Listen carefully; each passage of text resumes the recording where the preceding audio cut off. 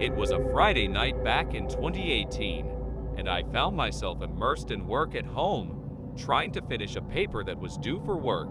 The weekend loomed ahead, promising relaxation and leisure, but first, I needed to wrap up this task to enjoy it without any looming deadlines. The clock struck around 10:00 p.m., marking the passage of time since I had embarked on this endeavor. Hours had already been invested in my office, and the weariness was starting to seep into my bones. The day had been long, and the evening seemed to stretch on endlessly as I toiled away. Despite my efforts, I found myself constantly distracted, struggling to maintain focus on the task at hand. With a sigh, I decided to take a break, standing up from my desk to stretch my legs and shake off the fatigue that threatened to overwhelm me. As I paced around the room, my eyes wandered absent-mindedly, and that's when I noticed it. A movement, fleeting and almost imperceptible, caught my attention. Turning towards the window, I squinted into the darkness outside. The second-story vantage point afforded me a view of the front portion of my property, the garage, the porch, and the sidewalk leading up to it. At first, there was nothing but the stillness of the night, but then I saw it again, a shadow hovering ominously over the sidewalk. My heart skipped a beat as I realized that someone was standing outside my front door. Panic began to bubble up within me, but I tried to rationalize it away, attributing it to my tired mind playing tricks on me. Yet, the shadow persisted, a silent sentinel in the darkness, and I could no longer ignore the feeling of unease that gripped me. Leaving my office behind, I made my way downstairs, each step heavy with apprehension. Leaning against the front door, I peered through the peephole, my breath catching in my throat at the sight that greeted me. A man, perhaps in his 40s, stood on the other side, his bald head and scruffy gray beard illuminated by the dim porch light.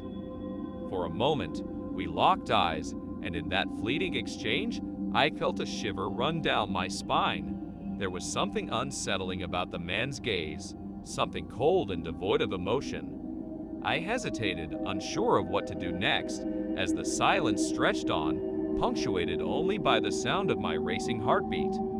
Summoning the last vestiges of courage, I spoke up, my voice betraying the fear that churned within me. "What are you doing here?" I demanded, my tone bordering on desperation. But the man remained silent, his gaze drifting past me towards the darkness within my home. A surge of panic gripped me as I realized that he could see inside, could see the vulnerability that lay beyond the threshold.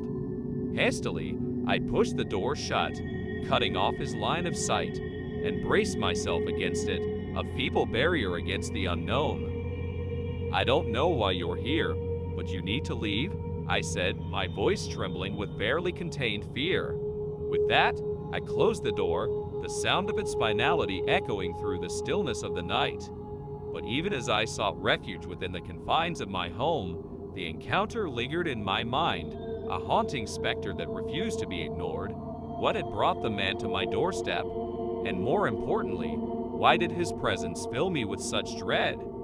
For a moment, I allowed myself to entertain the possibility that it had all been a figment of my imagination, a trick of the light and the shadows that danced upon the walls. But deep down, I knew better, knew that there was something sinister lurking just beyond the edges of my perception.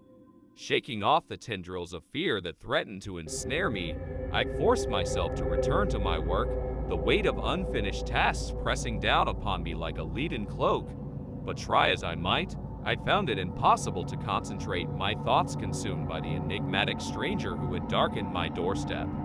Time seemed to stretch on endlessly as I wrestled with my inner turmoil, the minutes bleeding into hours as I grappled with the uncertainty that gnawed at the edges of my consciousness. And then, just as I dared to hope that the worst was behind me, a sudden knock shattered the fragile peace of the night. It came from the front door, a sharp rap that reverberated through the silence, each successive thud sending tremors of fear coursing through my veins. With a sinking heart, I realized that the stranger had returned, his presence a menacing specter that loomed just beyond the threshold. Heart pounding, I made my way downstairs, each step heavy with dread as I braced myself for what awaited me on the other side. With trembling hands, I reached for the door, the cool metal a stark contrast to the feverish heat of my skin.